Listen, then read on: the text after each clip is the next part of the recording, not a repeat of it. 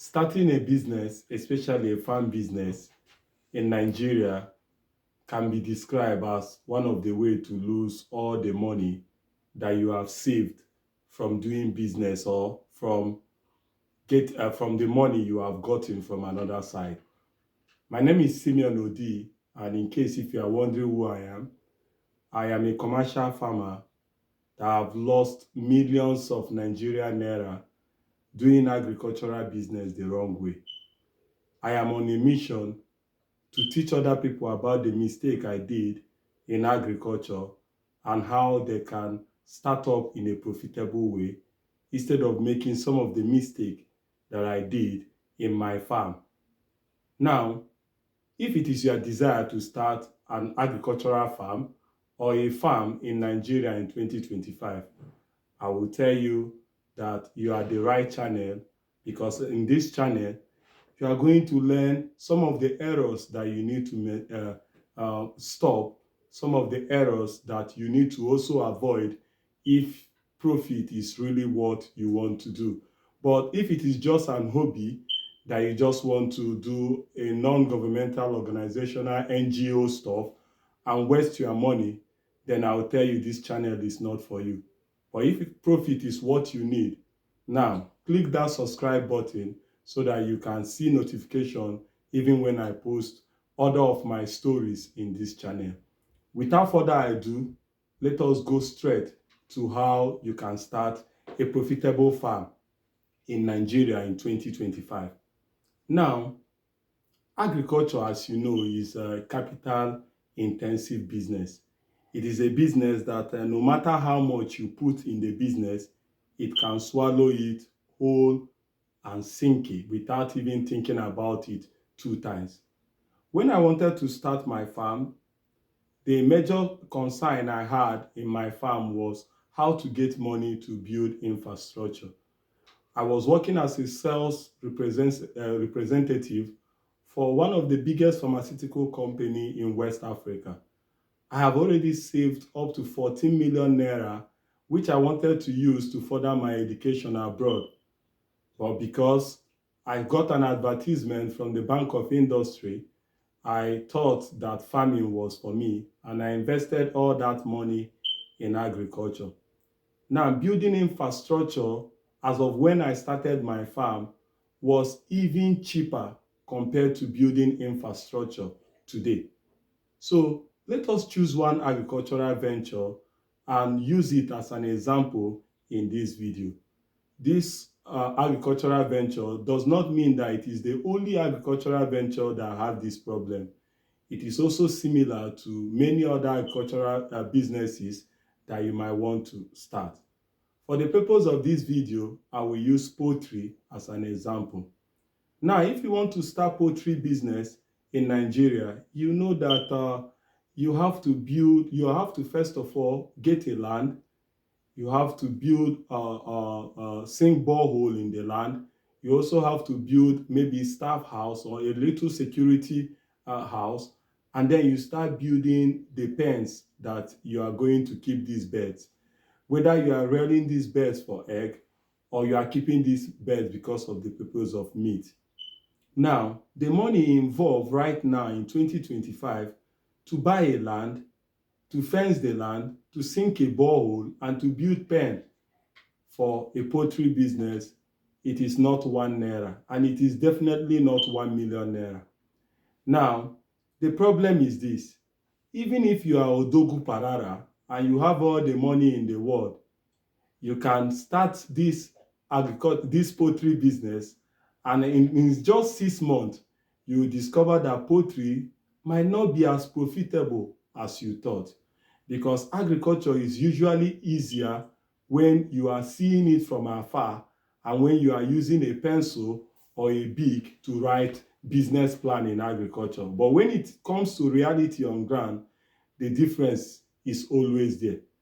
Now, when I started my own farm, I had a poultry farm. Building infrastructure ate almost all the money that I have saved. Now, after infrastructure, you also need to think about the capital in doing the daily business. To buy feed, to buy the birds, to pay workers, and to also cater for some unnecessary or some necessary expenses that you might come across during the course of doing business might be so hard for you. Now, if I am to start a poultry farm again, how will I start it in 2025? By all means, I will avoid building any infrastructure. You see, village pride is usually the problem when it comes to agriculture. So many people are comfortable with saying, I, Simeon Odi, I am the owner of this farm. I am the owner of this. I am a big poultry farmer. I am a commercial this. I am a commercial that. But the truth is this: you do not need to own a farm in order for you to be a poultry farmer. There is two ways that you can become a poultry farmer even when you do not own a farm. The first way that you can become a poultry farmer even without owning a farm is by trading. The end product of a business is to make money. So if I am to start poultry again, instead of owning a farm, if egg is what I am interested on, I will search for farms that have egg in my area, and I will simply start by selling eggs. That way, I will build a customer base of people that need egg before I will ever think of building my own farm. If meat is what I am interested in, I will go to restaurants and go to middlemen or other channels in order to sell my meat. I will also try not to sell live meat. You see, I'm not in a hurry, and I do not have birds that are in the farm that are eating my money. It is other people's farm. So I will concentrate on getting people that will buy frozen meat instead of buying live chicken. That way, I have already built a customer base of people that want frozen chicken instead of live meat. Now, the second way I might decide to start my business if trading is not what I need, is to look for farms that are already closing down in my area. Marybond farm. To understand this type of farm, I need you to think about filling station, where they sell petrol around your area. You see that many filling stations will open, and immediately they open in your area, many people will start rushing into those petrol stations in order to buy fuel. After just 3 months, they stop buying fuel from that station and go to another place. Little wonder, we have so many petrol stations that are in our location but are no longer functioning again. It is also applicable to farm. So many farms have started because the CEO has some money he has saved somewhere, because the CEO have an illusion of a profit margin in farming. But at the end of the day, the CEO discovered that it is not like that, that the profit margin in agriculture is not what he thought about, and he decided to close the farm. Those farms become moribund. Nobody lived there apart from wild animal, apart from snake, apart from scorpion, and cat that normally go there to see if they can see rat in order to eat. Now, instead of you starting up with building your own farm, you can do a little exercise and look at farms that are no longer in operation in your area. You can go in there and meet the owner and do what? And have an agreement of how much you can pay him yearly. Do not try to pay him too much money, because the owner needs you more than you need him. Because the farm is already there, and you know any house or property that is not being used often will only depreciate and go down. And in fact, the walls will start to crack. So the owner needs you more than you need the owner. So do not waste your time during negotiation. Make sure that you are a good negotiator. Okay? So if you want to really start a farm in 2025, please do these two things. Consider going into trading.